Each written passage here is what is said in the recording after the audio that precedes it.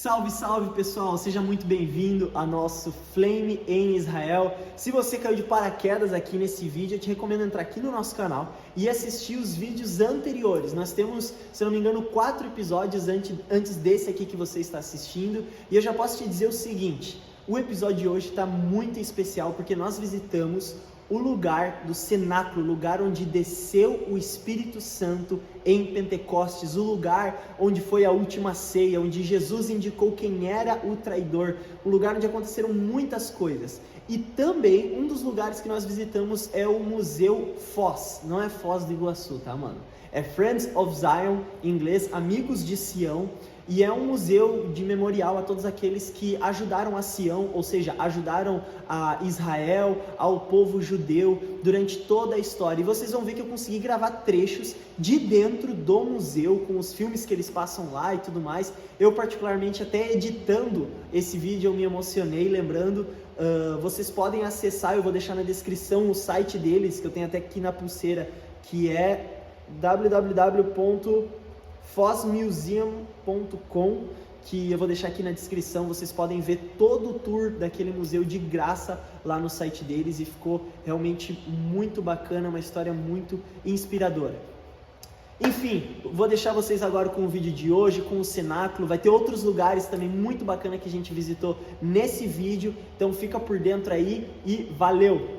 Em 1948, a Jordânia ocupa a Cidade Velha, o Moshe acabou de falar aqui, para quem não escutou, e destrói mais de 50 sinagogas que tem aqui dentro, expulsa os judeus da Cidade Velha, impede os judeus de chegarem até o Muro das Lamentações, 1948. E aqui ficou a fronteira. No cessar-fogo, a fronteira ficou exatamente aqui, ó, tá? Para dentro a Jordânia, para fora Israel. Se nós estivéssemos aqui em 1948, no cessar-fogo, vocês estariam aí em Israel, tá? E dentro Jordânia. A Jordânia ficou aqui. Ficou de posse de toda a Cidade Velha. Todos esses buracos aqui são marcas dos projéteis dos soldados de Israel tentando invadir esses muros, porque ali era a Jordânia. Então tudo isso aqui é marca de projétil. Naquele lado do muro era a Jordânia, nesse lado era Israel. Então muitos judeus morreram aqui. E essas são as marcas dos projetos. Brasil, Brasil, Brasil. Bom dia, bom dia, bom dia. Bom dia, bom dia. Bom dia. Salve pessoal, estamos entrando agora aqui no cenáculo, local onde no Pentecostes veio o Espírito Santo. E também local da última ceia, né? Jesus lavou os pés dos discípulos, onde o traidor foi apontado, onde ele ensinou a ceia. Chegando aí. Olha só a glória resplandecendo.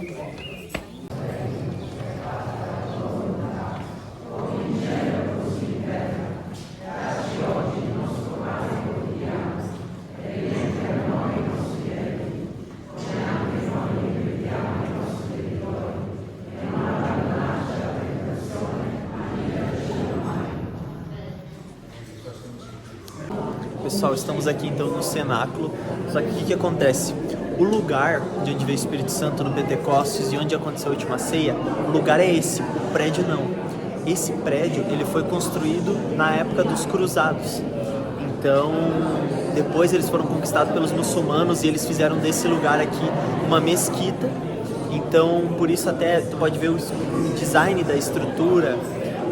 Aqui, essa construção que eles fizeram é tudo daquela época, então não foi nesse prédio onde Jesus esteve com os discípulos e onde o Espírito Santo desceu, mas foi nesse lugar, porque em cima daquele lugar da época de Jesus, eles construíram novamente estruturas em cima, outros prédios em cima, que seria o prédio reconstruído na época das cruzadas, né?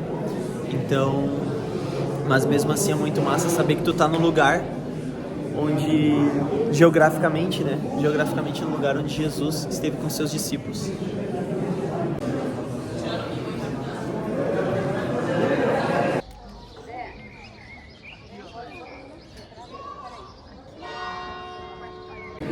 Dá pra filmar de boa? Dá, pode filmar. Estamos aqui na tumba de Davi. Aqui tem uma sinagoga.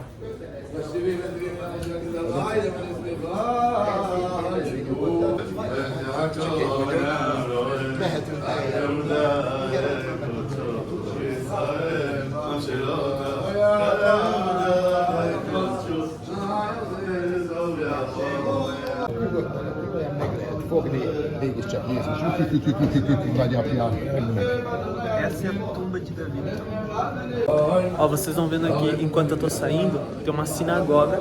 Aqui, ó, vocês estão vendo a galera ali orando, com o talit e tudo mais, né? Não sei se eu consigo pegar melhor.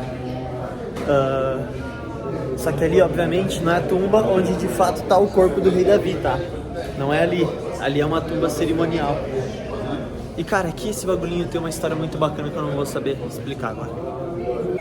Pessoal, lá dentro da tumba de Davi, vocês viram que tinha um negócio que era tipo uma menorá, mas não era. Aquilo é a Hanukkah, da festa de Hanukkah.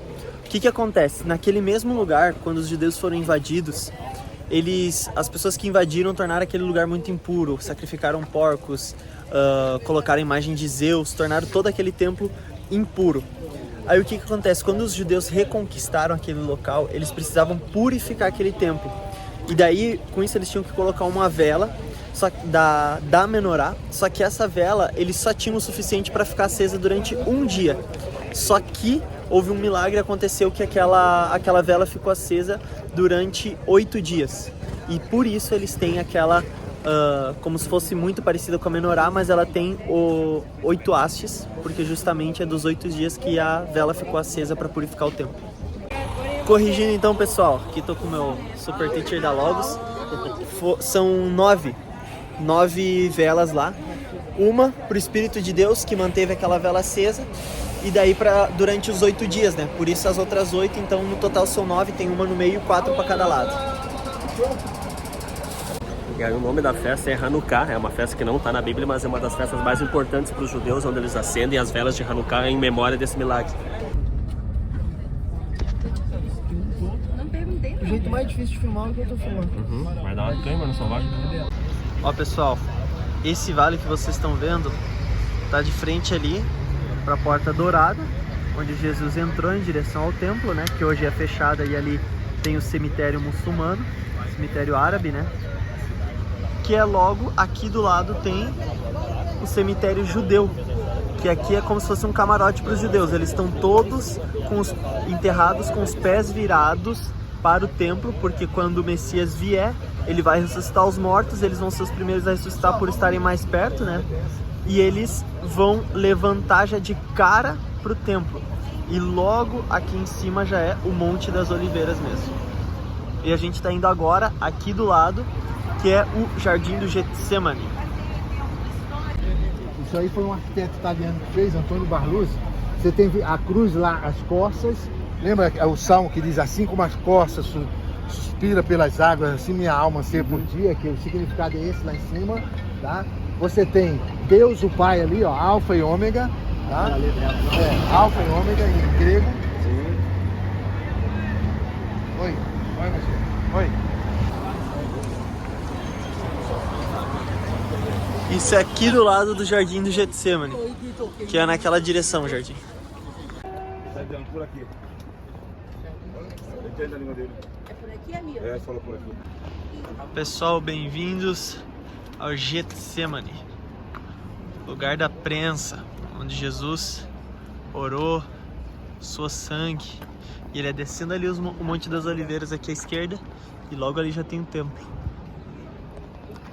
Salve, pessoal, agora estamos aqui no Jardim do Getsemane. Foi nesse lugar onde Jesus trouxe seus discípulos e onde ele fez a famosa oração sacerdotal, a oração onde ele disse: Deus, se possível, livra-me deste cálice, mas acima de tudo seja feita a tua vontade. Foi aqui, nesse lugar, onde Jesus sofreu tamanha pressão que ele chegou a suar sangue, né?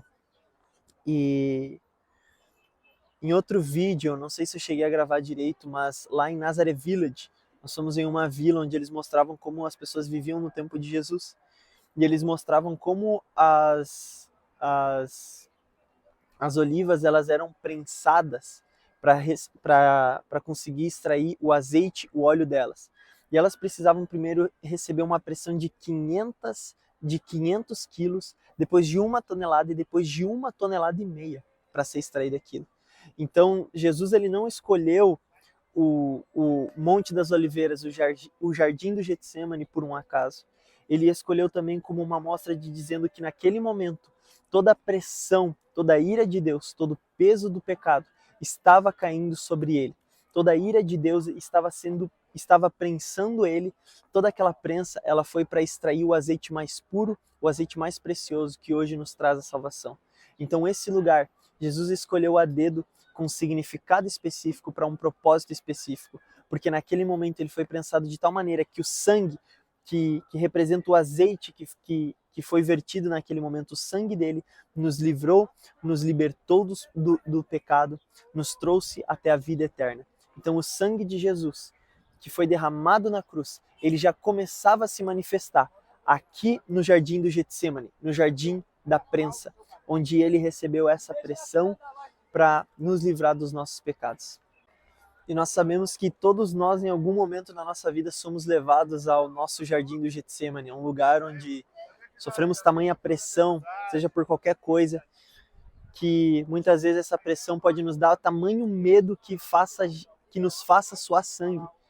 Mas entenda que Deus ele permite que nós venhamos nesses cenários de prensa, sabe, do Jardim da Prensa, para que realmente seja extraído o azeite, o óleo mais puro da nossa vida. Então esse ensinamento muito precioso que Jesus nos trouxe, até mesmo do momento onde ele suou sangue, até mesmo do momento onde ele escolheu a dedo o Jardim do Getsemane, um lugar cheio de oliveiras, para revelar o que Deus faz conosco em toda a nossa caminhada. Hoje vocês podem ver que aqui no Getsemane, ele está logo de frente para o Domo da Rocha, onde era o templo. E como eu já falei para vocês, aqui do lado ficaria o Monte das Oliveiras.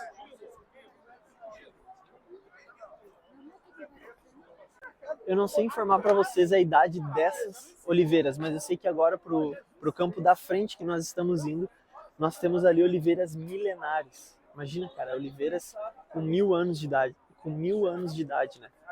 Então, muito top, vou mostrar para vocês ali. E aqui nesse lugar, pessoal, nós temos oliveiras de todas as idades, centenares, inclusive milenar. E ela fica bem em frente ao Jardim do Getsemane, que é ali atravessando a rua.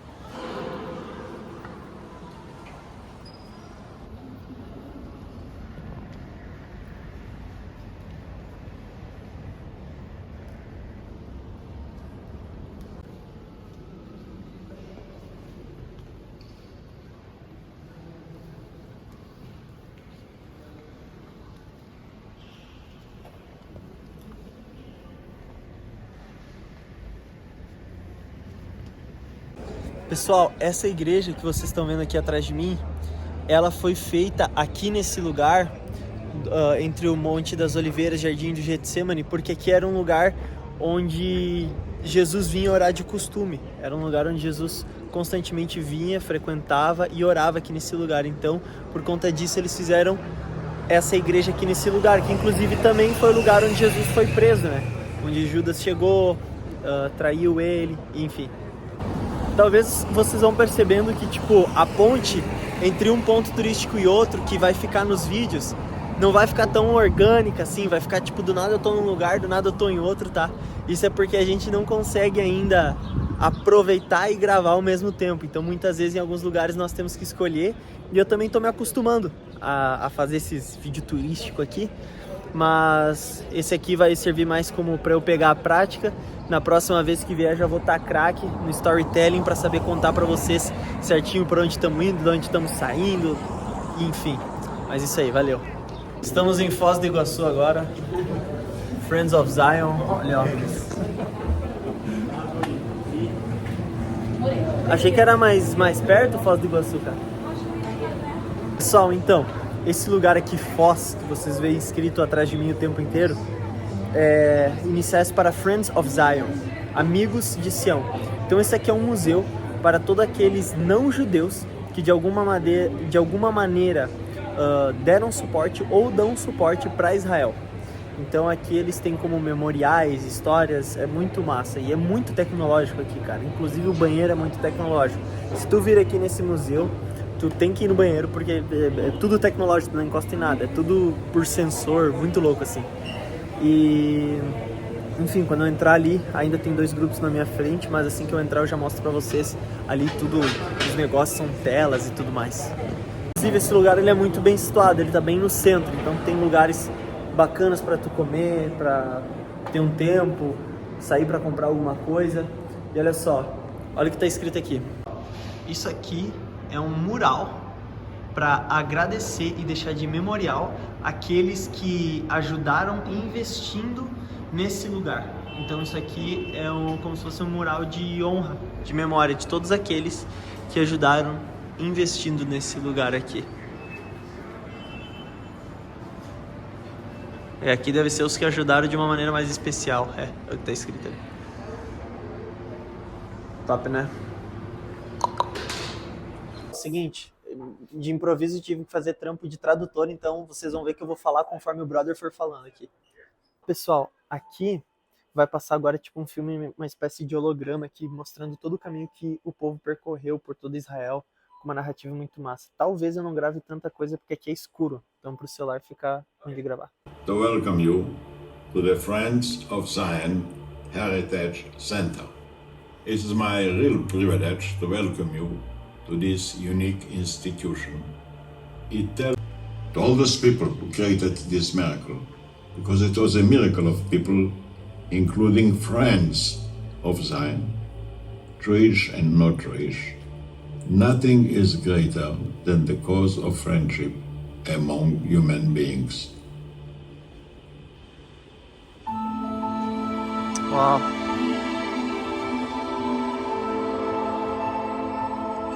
Isso aqui é um mapa 3D de Israel no tempo bíblico.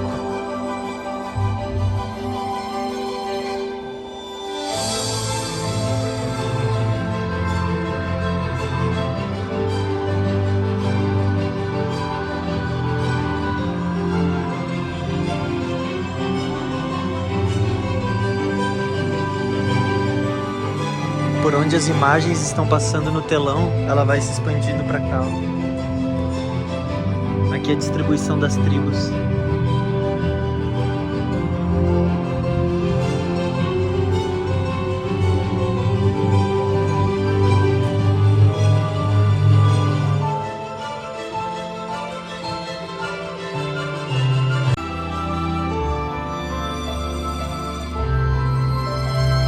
Mar da Galileia, Mar Morto.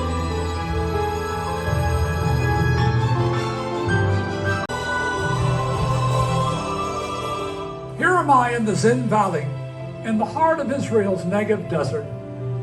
3,000 years ago, the children of Israel passed through this valley on their way from Egypt to Canaan in fulfillment of a divine promise. No nation has ever been destroyed again and again and then reborn. But these people did precisely that, and in the same place after 2 millennia. Even the skeptics have called it a miracle. The Friends of Zion Heritage Center pays tribute to their story by celebrating a remarkable group of men and women, non-Jews, who helped the people of the promise return to the land of their birthright. For them, it was a here am I moment. May you be inspired by their story, and may you too say, here am I, Wow. Haneni.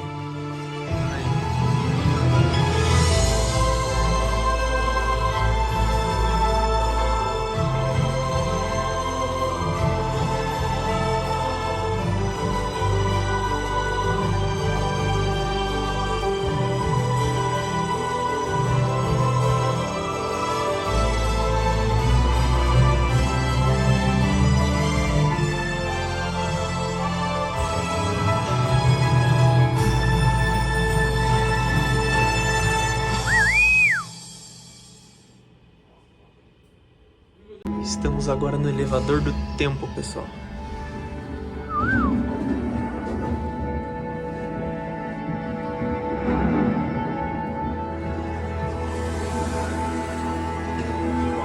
Viajando para o passado de Israel.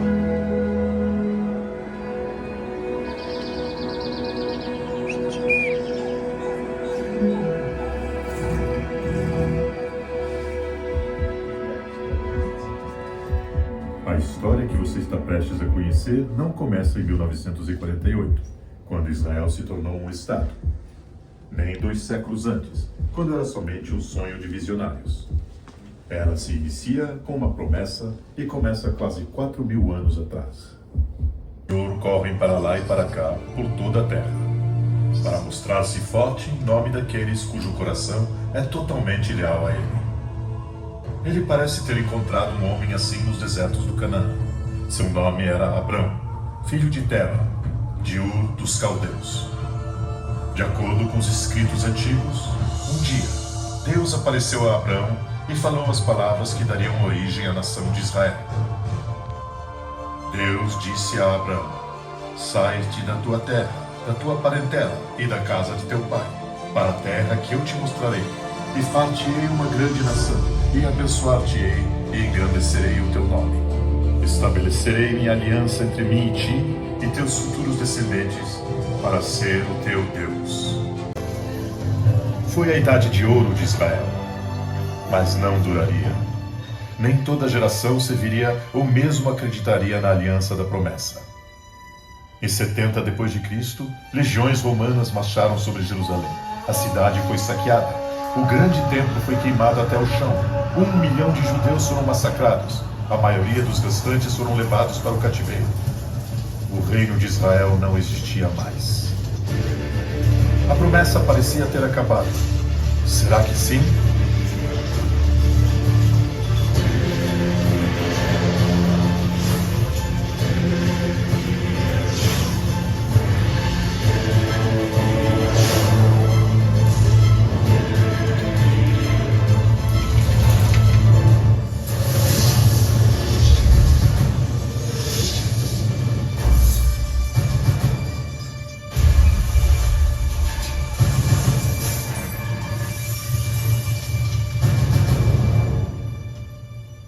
Anos antes, um dia o profeta Ezequiel estava orando. Ezequiel viu-se diante de um vale repleto de ossos secos, ossos humanos.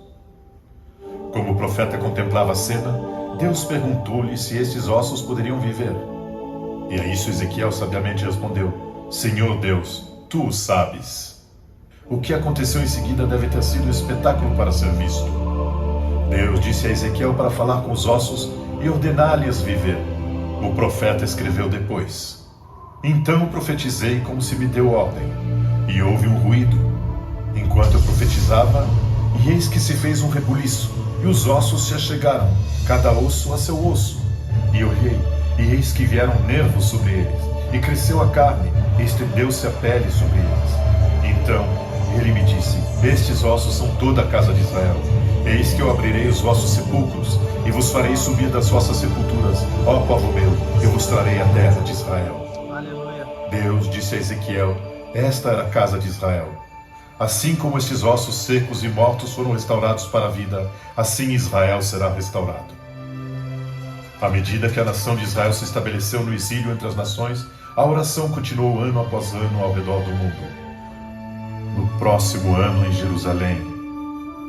Mas à medida que os anos se tornaram décadas, depois séculos, para muitos a promessa parecia cada vez mais um sonho distante do passado. Não mais. A maioria dos judeus resignou-se a construir uma nova vida entre as nações para onde tinham ido.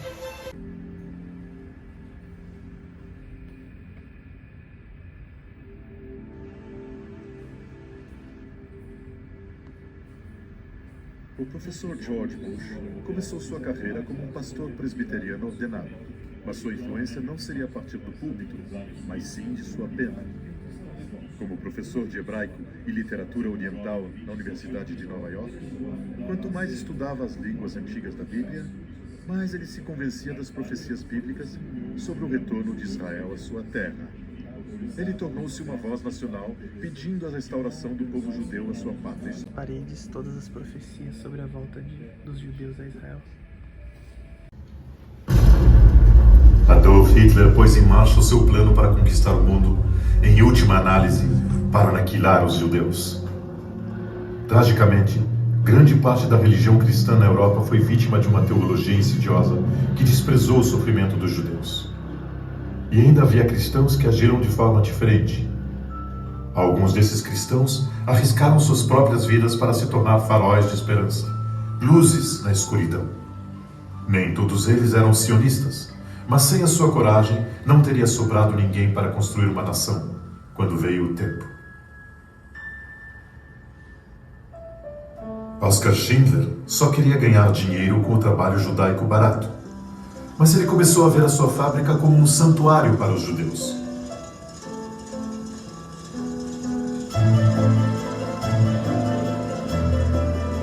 Salvar seus judeus dos trens da morte se tornou sua obsessão, mas custou-lhe toda a sua fortuna. Alguém lhe perguntou por que ele fez isso. Ele disse: eu senti que os judeus estavam sendo destruídos. Eu tinha que ajudá-los. Não havia escolha.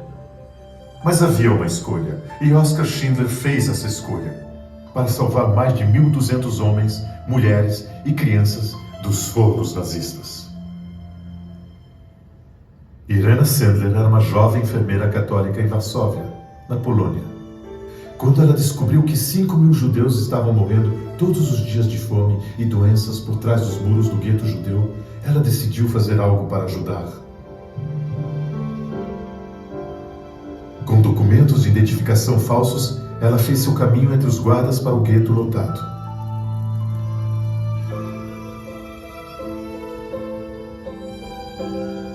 Irena se dirigiu às mães. Ela disse-lhes que se os filhos ficassem onde estavam, eles morreriam. Com dor angustiante, essas mães de Israel disseram adeus a seus meninos e meninas e bebês de colo, sabendo em seus corações que provavelmente nunca iriam vê-los novamente. E a maioria delas nunca viu. Irena usou carrinhos, caixões, o fundo falso de caixas de ferramentas e a parte traseira de uma ambulância para contrabandear as crianças para um lugar seguro. Ela os colocou em lares cristãos, em igrejas, conventos e orfanatos católicos, onde quer que ficassem seguros até depois da guerra. Irena Sendler resgatou 2.500 crianças das garras da morte. Ela disse: cada criança salva com a minha ajuda é a justificativa da minha existência nessa terra, não um título de glória. Com a máquina de guerra de Hitler engolindo a Europa, milhares de judeus surgiram da parte oriental.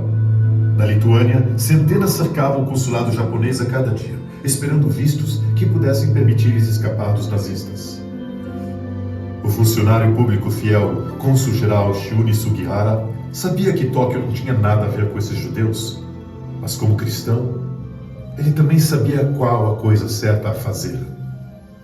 Sugihara telegrafou a Tóquio 3 vezes para obter instruções. Quando a resposta finalmente veio, ele foi ordenado a recusar qualquer um que já não possuísse um visto para outro país. Mas Sugihara sabia que nenhuma das pessoas às portas do consulado tinha para onde ir e nenhum país iria aceitá-los. E assim, ele tomou uma decisão corajosa. Durante 29 dias, o dia inteiro Sugihara assinou vistos, 6.000, antes de ser forçado a ir embora. Mesmo no trem, ele fez o que podia, distribuindo visos em branco o mais rápido que podia, em uma tentativa desesperada para ajudar apenas mais um que ficasse vivo, porque este tranquilo e digno japonês se atreveu a seguir seu coração, independente do custo para si mesmo. Corrie Betty ten Boom e seu velho pai Casper foram movidos pela compaixão cristã quando viram o que estava acontecendo com as famílias judias ao redor deles em Haarlem. Mas o que poderiam 2 mulheres solteiras e um homem idoso fazer? A resposta veio bater à sua porta. Era um vizinho judeu desesperado para encontrar algum lugar para se esconder. Com um cofre embutido no quarto de Corrie, eles começaram a abrir sua casa para qualquer judeu que procurasse sua ajuda. Para os ten Boom, eles estavam apenas fazendo o que qualquer cristão deveria: mas para outros eram traidores. Quando a Gestapo prendeu-os, ofereceram liberar Casper se ele parasse de esconder judeus. O velho, com os olhos em chamas com o fogo da fé, disse ao oficial: Senhor, se eu for para casa hoje, amanhã eu vou abrir a minha porta para qualquer um que bater buscando ajuda. Eu consideraria uma honra dar a minha vida pelo povo escolhido de Deus. Uau. Poucos dias depois, Casper ten Boom morreu na prisão. Cole e Betsy foram enviadas para o temido campo de concentração de Ravensbrück, onde Betsy morreu. Cole sobreviveu.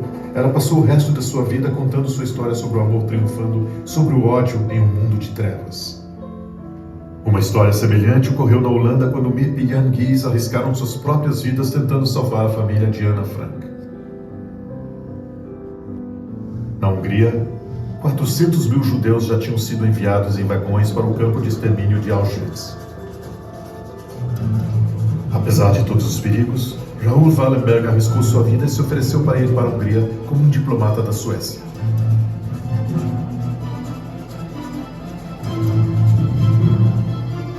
No auge do inverno, Wallenberg se juntou aos milhares de prisioneiros judeus das marchas da morte para Auschwitz, tentando salvar quem fosse possível. Ele abrigou dezenas de milhares de judeus em edifícios que comprou como propriedade diplomática sueca. Os nazistas não podiam tocá-los, eles estavam em solo soberano sueco. Ou assim, ele convenceu os nazistas. Um dia, ele pulou em um trem para Auschwitz, distribuindo tantos passaportes como as mãos que pudessem agarrá-los. E então exigiu que os guardas nazistas liberassem seus cidadãos.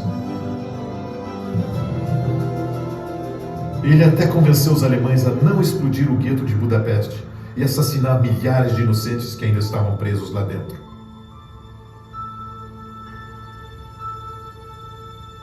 Raoul Wallenberg salvou mais de 100 mil judeus. Ele disse: eu nunca poderia voltar para Estocolmo sabendo que eu não tinha feito tudo o que fosse possível para salvar os judeus. Ao seu redor há fachos de luz. Dentro de cada um está o nome de uma pessoa que foi salva por cristãos corajosos. Estenda a palma de sua mão e conheça alguns daqueles cujas vidas foram poupadas pela convicção destas luzes na escuridão.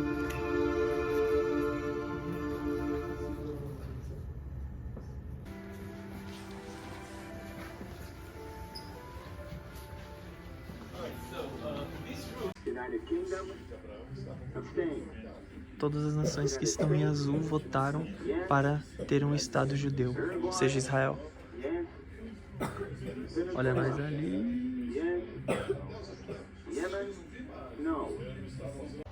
Bom, pessoal, esse foi o nosso Flaming Israel de hoje. Ativa o sininho aqui do nosso canal no YouTube, se inscreve, nos siga no Instagram também para ficar por dentro de todas as novidades que vão estar rolando aqui no YouTube e também no Flame. E a gente se vê semana que vem, no mesmo dia, no mesmo horário, aqui no Flame em Israel. Valeu!